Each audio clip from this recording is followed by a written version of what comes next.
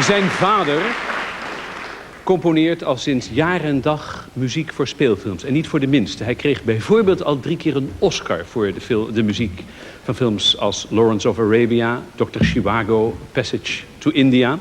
Hij zelf, de zoon dus, maakt ook muziek. En zodanig dat hij al 2 keer vermeld is in het Guinness Book of Records, omdat hij met zijn muziek zo ongelooflijk veel mensen op de been weet te brengen. Meer dan welke andere popster dan ook. Kijkt u maar eens even naar hoe dat bijvoorbeeld niet lang geleden gebeurde in Londen bij zijn beroemde Docklands concert.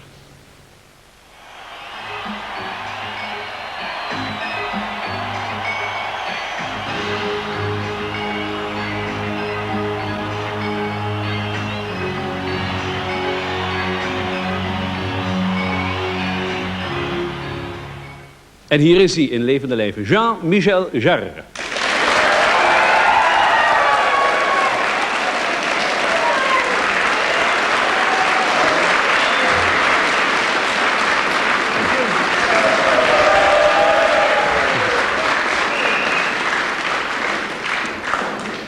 Voilà les fans. Voilà. I must say that I'm going to speak French to the Vous êtes audience. français, n'est-ce pas? Je suis français, Oui. donc je parle français. D'accord. Est-ce que ça a commencé, votre amour pour la musique, avec votre père?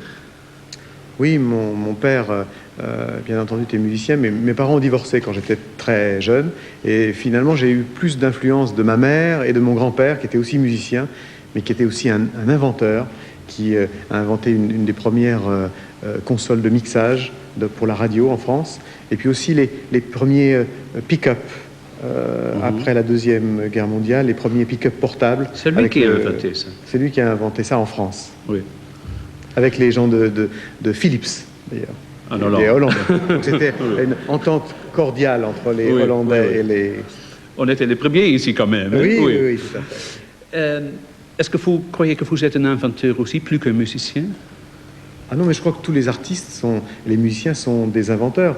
Un artiste, un musicien, c'est une éponge. Moi, je suis une éponge pour essayer d'être influencé par le maximum de choses possibles. Et puis après, à travers sa propre personnalité, on invente quelque chose qu'on espère être original. Vous avez dit une fois, qu'en chantant de la musique dans ma tête, je vois déjà les images. Comment on se voit ça? Oui, c'est vrai que pour moi, la musique, c'est tout à fait visuel. Le best-of là, qui sort ces jours-ci, qui s'appelle Images, veut bien dire ce que ça veut dire. Pour moi, la musique a toujours été liée au visuel. J'ai toujours considéré la musique, finalement, comme un des éléments de l'environnement, le 5e élément, peut-être avec l'eau, l'air, la terre et le feu. La musique est un élément vital. Et pour moi, ça a toujours été lié à l'environnement et au monde de l'image.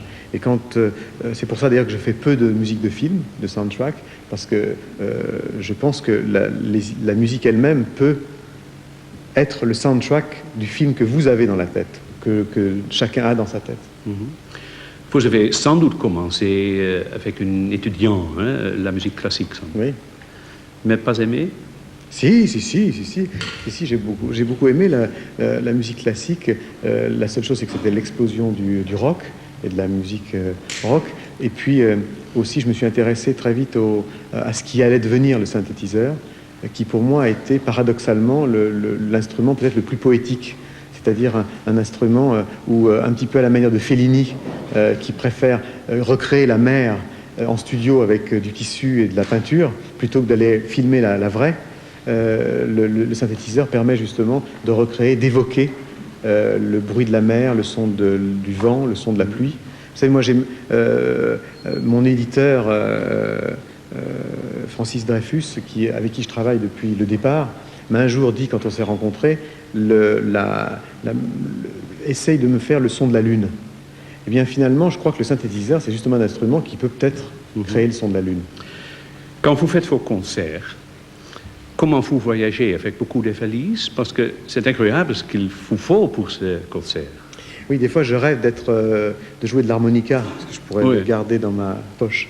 Je crois que vous savez, ça fait en même temps partie vous savez, on appelle les artistes les gens du voyage aussi. Et je crois que on vit dans une époque très conformiste finalement, où les images sont les mêmes à Amsterdam, à Paris, à Tokyo, à Sydney, où finalement ce qui est différent est finalement rare. Et je crois qu'aujourd'hui, effectivement, de prendre pour un concert, pour un soir, de prendre effectivement autant de valises et de bagages avec soi pour détourner un endroit vierge, un endroit qui n'a pas été encore exploré, pour un concert, c'est quelque chose qui va bien avec ce que moi je pense être la vie d'un musicien, d'un artiste, de faire quelque chose de différent. Mais qu'est-ce qu'il faut prendre? Parce qu'il y a 10 ans, je crois, que vous étiez en Chine. Oui. On n'a pas tout ça là. Non, donc on a apporté tout ça de France. Avec beaucoup d'avions? Avec quelques avions, mais surtout avec des plus petites valises.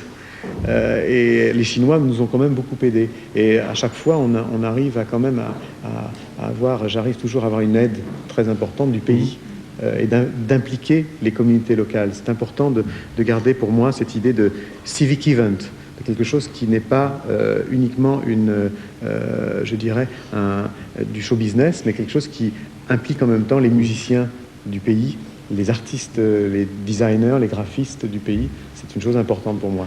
En Chine, en ce temps, on n'avait pas encore le synthétiseur, comme vous le dites. Maintenant, on peut l'apprendre même à l'école. C'est grâce à vous? Oui, j'ai apporté le premier synthétiseur en Chine pour le conservatoire, pour l'école de Pékin.